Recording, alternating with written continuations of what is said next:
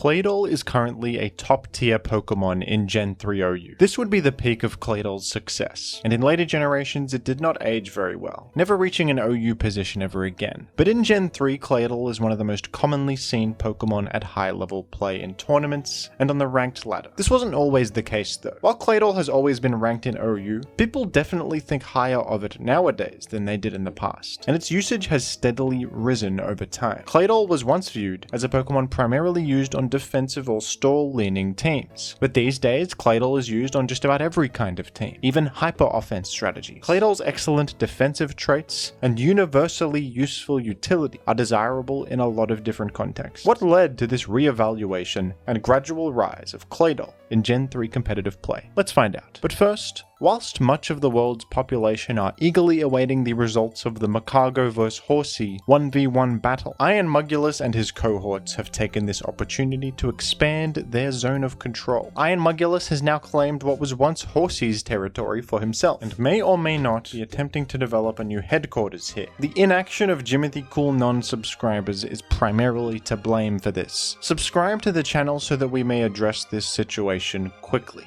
Thank you. Claydol's biggest claim to fame in Gen 3 OU is its access to Rapid Spin, an imperative utility option that not many Pokemon have access to. Claydol's biggest competitor in this department is Starmie, who for a long time was the more popular Rapid Spinner in OU. Starmie can double as a speedy offensive threat and a Rapid Spinner, which is very useful role compression, or you can go completely defensive with Starmie, running Recover and Thunder Wave alongside Rapid Spin, taking advantage of Natural Cure to heal status. But Claydol has two distinct advantages over Starmie, a Sand immunity and a Spike immunity. Claydol is a ground type, so it's not affected by Sandstorm damage, and Levitate allows Claydol not only to be completely immune to ground type attacks and Dugtrio's Arena Trap effect, but also spikes, which is really useful on a Pokemon that wants to remove spikes. Starmie and other Rapid Spinners like Cloyster and Forretress get worn down by the spikes they're aiming to remove, which apply a lot of pressure to them. Claydol sidesteps this issue significantly. Claydol also has a really good special defense stat, allowing it to operate pretty well into Gengar, the primary spin blocker in the format. With special defense investment, you can shrug off Gengar's Ice Punch and hit them back with a hard-hitting stab Psychic, which is super effective. Claydol could also match up pretty well against Skarmory if it was using Refresh. Refresh allows you to heal status ailments, meaning Skarmory cannot weigh you down with Toxic. Toxic Skarmory variants can't do anything to refresh Claydol. It sits there healing status and repeatedly rapid spinning away your spikes. But this kind of Claydol set is also extremely passive. Bulky Refresh Claydol is commonly seen on slower paced teams built around Snorlax and Suicune, who really appreciate the consistent rapid spin support. But Claydol would really become more universally splashable on teams when people started to innovate with offensive sets. One of the best options Claydol has access to is Explosion, a famously powerful move in the early generations. And I think that the real strength and versatility of Claydol came when people realized what it could do besides rapid spinning. With some attack investment, not only does Explosion hit a bit harder, but you can also 2-hit KO and outrun bulky Metagross sets, and act as an extra line of defense against Tyranitar, who is very important to have some sort of plan against. When you stop thinking of Claydol as this eternal rapid spinner that has to stick around forever and continuously remove hazards, but instead think of it as a multi-pronged resource that can do many different things, the true value of Claydol starts to shine to the forefront. Claydol really improves your matchup against electric types because of its high natural base special defense, immunity to electric, and immunity to spikes, which is a common mechanic that they abuse, especially Jolteon. Jolteon's main purpose is to force in special walls and rack up spikes chip damage. Claydol totally puts a stop to this plan. Claydol is not a 100% reliable counter or check to anything, but it can be half a check to a lot of important things. You aren't totally solid against physical Tyranitar because they run Hidden Power Bug, which is super effective against you, but you at least prevent them from sweeping because HP Bug doesn't one-hit, and you do significant damage with Earthquake. The combination of Claydol plus one other thing that can threaten Tyranitar for that last bit of damage forms a plan against Tyranitar. Claydol is not going to be as sturdy against Aerodactyl as something like Metagross or Swampert, but it still offers some support against it. It resists Rock, is immune to Earthquake, and Explosion with enough attack investment can actually KO Aerodactyl. Claydol is just bulky enough to live a lot of +1 hits like like a +1 Salamence HP flying, and thanks to Explosion you threaten to trade with Salamence, removing their most important sweeper. Even against Suicune, you often are just bulky enough to live a +1 Surf, especially against more defensive variants, and explode against them. The Spike immunity and Sand immunity really make Claydol more consistent at achieving all of these different things as well. So much of this metagame is centered around wearing down the opponent's enemy pieces with Spike's chip damage. And Claydol can be surprisingly good at racking up some chip healing and recovering a lot of its health over the course of a game. And beyond all this, of course, Claydol's Rapid Spin comes in handy all the time. While a more aggressive Claydol set like this with attack investment is not as solid at sitting there against Skarmory, because you are vulnerable to that Toxic. And sometimes Gengar is a little bit better at posing a threat to you. If your team is aggressive enough, sometimes continuously Rapid Spinning isn't necessarily what you need to do. If you just land Rapid Spin once in a crucial moment, that can be enough to support you in the short term and get your momentum back online and start breaking down the enemy. Claydol never feels like dead weight, even against teams that don't have spikes at all. A recent development on Claydol that I find really interesting is a set that I've seen the player Arctic Breeze take advantage of, which uses a moveset of Psychic, Explosion, Rest, and Rapid Spin. It might seem weird to dip your toes into both offensive and defensive with Claydol here, running Rest, which aims to heal Claydol and cure its status ailments, wanting Claydol to stick around, and also Explosion, which is a more aggressive thing to do, at the cost of Earthquake, which is an important stab move that threatens Tyranitar and other Pokemon. But if you think about it, this is kind of the best of both worlds for Claydol. Depending on the matchup, you can use Claydol just to trade with something thanks to Explosion, or you can sit with Claydol forever, heal, not worry about status, and even use Aromatherapy to cure that Rest. This allows Claydol to operate differently in different matchups. Explosion will also be a surprise on this set and might catch something like Suicune, which could be your enemy's win condition, completely off guard, thus winning you the whole game. The way Claydol was used in the past when I first started playing the tier was a bit more one-dimensional, having a very specific role as this Rapid Spinner that is aiming to 1v1 Skarmory and Gengar as much as it can. This kind of Claydol set can still function well on the right team, but the variety of different ways Claydol can be used has pushed it further in many people's minds. When a Pokemon has high usage, it's often because it offers a lot to your team. It ticks a lot of important boxes. Skilled players are able to use Claydol as a resource in different ways from game to game, and that versatility of use